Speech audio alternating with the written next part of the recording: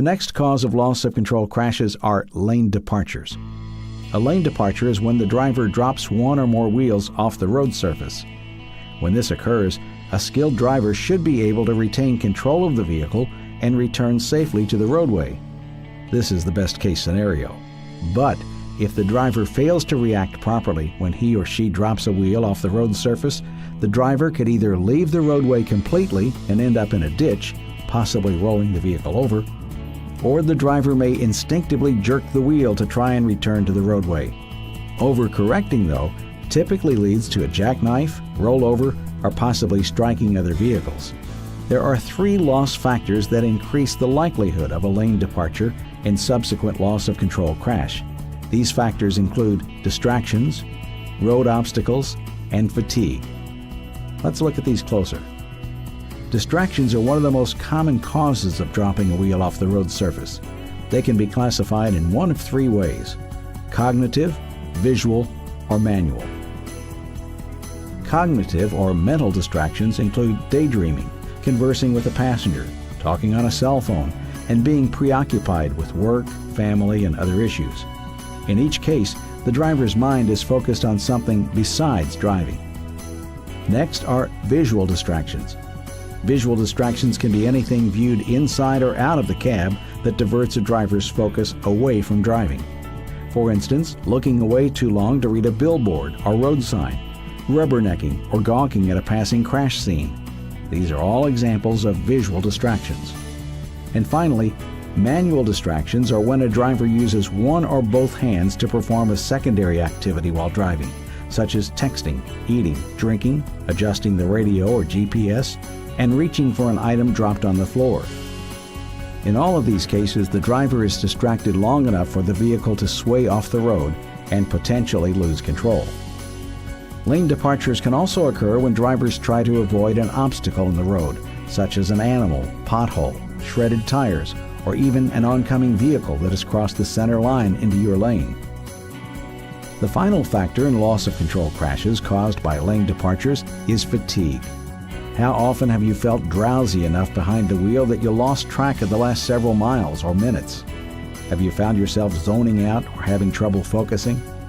What about constantly yawning? All of these are signs of fatigue and have dangerous consequences. In fact, if you're traveling at 65 miles per hour and close your eyes or lose focus for as much as 3 seconds, you will have traveled the length of a football field. A lot of bad things can happen in that brief period. Here's a real-world example of a fatigued truck driver who is distracted long enough to lose control of his truck and drive into the median. Notice the driver on the left and the view from his truck on the right. Within 6 seconds of losing focus, the driver is off the road and rolling over. He was fortunate to be wearing his seatbelt. With that in mind, let's look at how to prevent lane departures and loss of control crashes. Going back to our essential 7 driving techniques, we need to avoid all distractions and be attentive to the road ahead. When driving, keep off your cell phone and don't engage in activities other than driving. Furthermore, take the initiative to pull over in a safe place if you're feeling fatigued or distracted by a family or work issue. Better to get off the road and get some rest or resolve the matter than letting it fester and make matters worse. Next, be attentive to the road ahead. This includes being vigilant of oncoming traffic that may cross the center line and into your lane. We'll look at this scenario in a moment, but if this occurs, be sure to stay to the right and slow down to give the oncoming vehicle as much time as possible to get back into their lane. Furthermore, only make quick glances to check mirrors and road signs. This way your eyes can go right back to what's happening in front of you. Drivers should also observe the proper speed for conditions.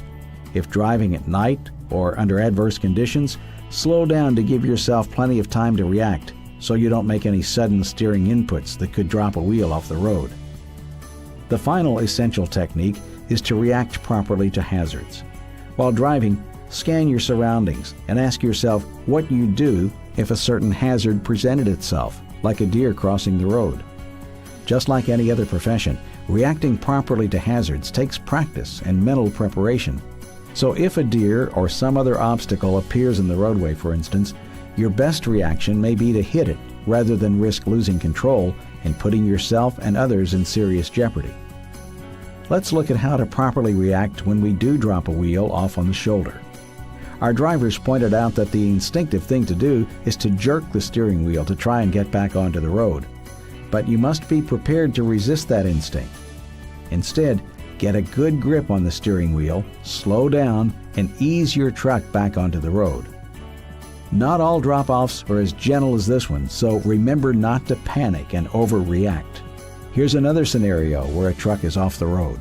The driver's on the slope, and his instincts are screaming to get back on the road, but if he tries turning left, it could lead to a rollover. Instead, he turns right onto the level surface of the ditch so he can safely bring the rig to a stop. Remember, if you're off the road, it's not so bad if you remain upright. And finally, let's think about the advice offered by our professional drivers on what to do if an oncoming vehicle crosses the center line into your lane. To avoid a head-on collision, you should slow down, apply controlled braking, and keep as far to the right as possible. If the oncoming motorist realizes they're in your lane, they will instinctively pull back to their lane.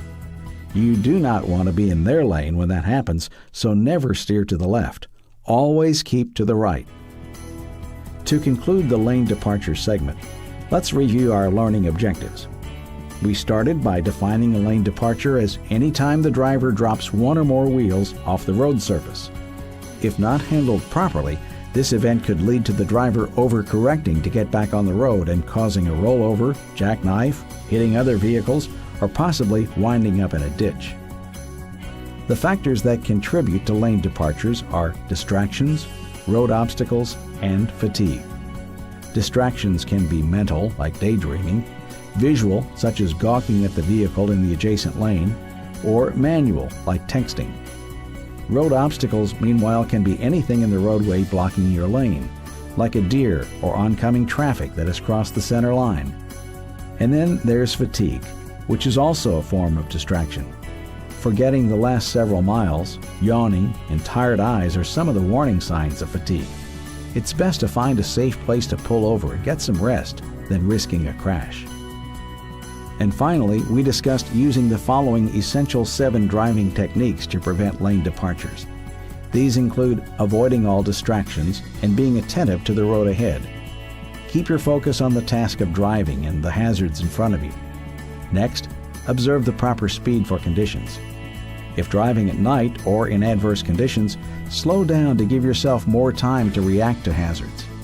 Likewise, if a vehicle crosses over the center line, slow down and move to the right. Never go to the left.